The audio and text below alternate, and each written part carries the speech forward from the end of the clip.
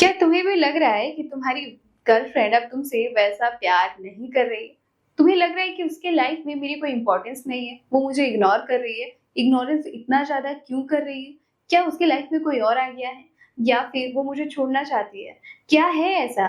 मैं उससे डायरेक्ट नहीं पूछ सकता। पूछने पे मेरा रिलेशनशिप टूट जाएगा। मुझे डर है। क्या ये मेरा शक है या फिर यकीन? किस तरीके से पता लगाऊँ कि उसकी लाइफ में कोई और आ गया है या फिर नहीं, वो क्यों ये सारी चीजें कर रही हैं। तो सबसे पहला साइन होता है जब पार्टनर तुमसे दूर होने लगे या फिर उसके लाइफ में कोई और आने लगा, तो वो तुम्हें बिजी शो करेगी। तुम्हें फील होगा कि मेरी लाइफ मुझे लेकर इसके लाइफ में अब कोई टाइम ही नहीं है। देखो, सबकी अपनी पर्सनल स्पेस होती है, सबका अपना पर्सनल काम होता है, बट उसके बाद भी वो पहले टाइम निकालती थी, बट अब वो हमेशा बहाने बनाती है। तुम्हें फील होता है कि उसके पास समय ही नहीं है, और जब भी वो तुम उससे बात करना चाहो तो वो कहेगी कि देखो मेरा काम है, तुम मुझे डिस्टर्ब करते हो, प्लीज ऐसा मत करो, वैसा मत करो। बेसिकली तुम्हारी जो बात की एंडिंग होगी ना, या फिर स्टार्टिंग होगी, वो उतनी एक्साइटमेंट से नहीं होगी, और हमेशा तुम्हें ऐसा फील करवाएगी कि तुम्हारी वजह से वो बार बार डिस्टर्ब हो रही है, तुम उसे कॉल ना करो। मिलने ना आना, बार-बार तुमसे मना करना कि मैं अभी अवेलेबल नहीं हूँ, मेरे पास समय नहीं है। और जब तुम कुछ प्लानिंग भी करो तो उस प्लानिंग पे वो सपोर्ट नहीं करेंगी।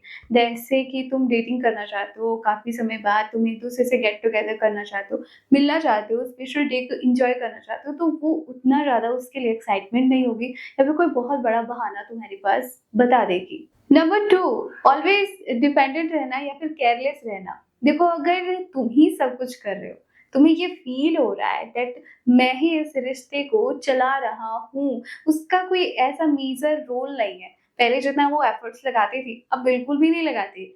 तुम ही शुरू करते हो, प्यार की बातें हो, रोमांस की बातें हो, वो सारी चीज़ें तुम ही शुरू करते हो। लेकिन जैसे ही तुम शुरू करते हो, कुछ टाइम के बाद होती है ये सारी बातें मत करो, या फिर उतना इन्वॉल्वमेंस नहीं दिखाते। तुम्हें लग रहा होता है, तुम्हें फ़ील हो रहा होता है कि मैं ही सब कुछ कर रहा हूँ, मैं ही इस रिश्ते को लेके चल रहा हूँ, उसका कोई ऐसा मेजर रोल या फिर एफर्ट नहीं है।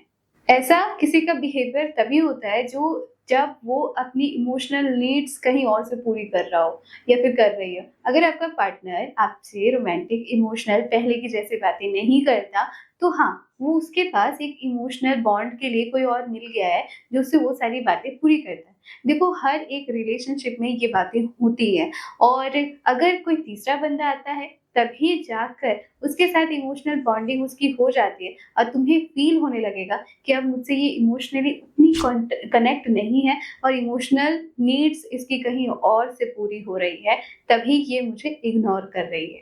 तीसरा जो साइन है, जो उसके बिहेवियर में आपको दिखेगा कि वो हर बार आपको हर्ट करना शुरू करेगी। लाइक तुम्हारे से उसका झगड़ा हो जाएगा। तुम साथ में जब बैठो या फिर बात करो तो ज़्यादा देर तक बात नहीं कर पाओगे, और तुम्हें हर बार सॉरी बोलने को होगा। बार-बार छोटी-छोटी बातों में वो रूठना, मनाना, ऐसी सिचुएशन पैदा कर देगी, और किसी भी तरीके से तुमसे डिटैच होना चाहेगी। लगातार तुमसे कन्वर्सेशन नहीं होगी उसकी, और अगर वो कन्वर्सेशन करती भी है, बातचीत तुम्हारी होती भी है, तो येस, नो, और ना में ही आंसर होगा, और वो ईज़िली जल्दी सोचेगी कि कितनी जल्दी इसे इसका कॉल मैं ड्रॉप करूँ किसी भी बहाने से।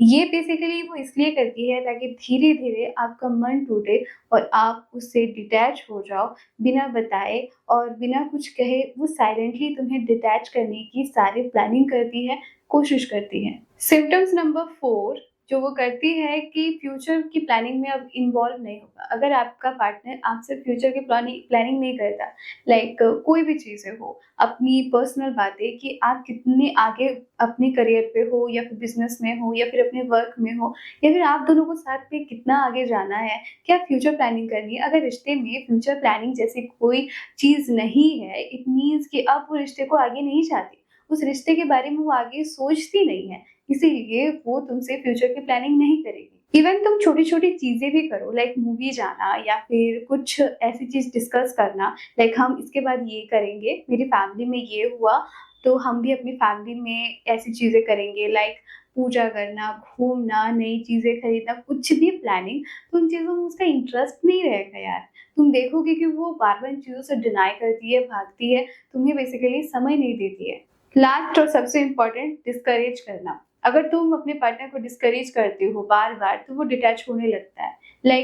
तुम उससे शादी की बात करो, भी यस नहीं कहेगी। पहले जैसे वो बात करती थी, अब नहीं करेगी। वो कहेगी कि शादी करने के लिए तो बहुत सारी चीज़ें चाहिए, पैसा वगैरह। बेसिकली तुम्हें वो ऐसा फ़ील कराएगी कि तुम कैपेबल नहीं हो शादी के लिए, तुम करेक्ट नहीं हो, अभी तुम्हारी सिचुएशन सही नहीं है। बहुत सारे वो ऑब्स्टेकल्स खड़ी करेगी और तुम्हें बेसिकली डिस्करेज करेगी और तुम इस चीज़ को लेकर डिसअपॉइंट रहोगे, स्ट्रेस में रहोगे और तुम सोचोगे कि अच्छा है इसे जाने दो, ये चली जाएगी क्योंकि मैं तो इसके लायक नहीं हूँ। तो ये चीज़ें वो ये सी साइकोलॉजी वो तुम्हारे साथ खेलना शुरू कर देती है। होप सो कि इस वीडियो के थ्रू आपको बहुत कुछ जानने को मिला होगा ताकि आपकी सिचुएशन सॉल्व हो सके। मैंने वो सारी कोशिश की है। मिलती हूँ नेक्स्ट वीडियो पे और बहुत सारे वीडियोज़ के लिए subscribe my channel and check the playlist. Thank you.